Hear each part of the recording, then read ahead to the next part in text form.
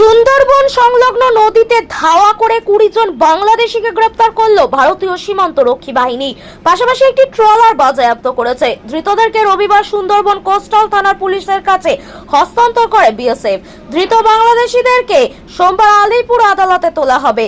জানা গিয়েছে, অন্যান্য দিনের ন্যায় 12 সেপ্টেম্বর সুন্দরবনের গোসাবা রেঞ্জের বাগমারা জঙ্গল এলাকায় টহলদারি চালাচ্ছিলেন ভারতীয় সীমান্ত রক্ষীর বাহিনী জওয়ানরা।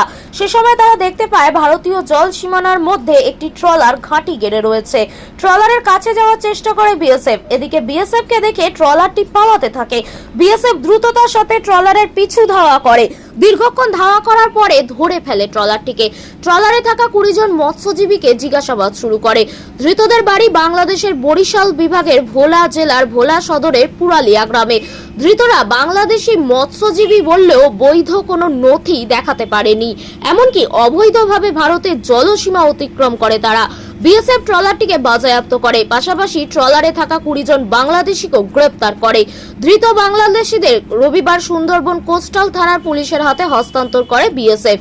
কি কারণে অবৈধভাবে ভারতে অনুপ্রবেশ করেছিল ধৃতরা, সে বিষয়ে তাদের নিজেদের হেফাজতে নিয়ে জিজ্ঞাসাবাদ করে তদন্ত শুরু করেছে সুন্দরবন কোস্টাল থানার পুলিশ। ধৃতদেরকে সোমবার আলিপুর আদালতে তোলা হবে। সুন্দরবন থেকে সুভাষ চন্দ্র দাসের রিপোর্ট, টার্গেট বাংলা নিউজ।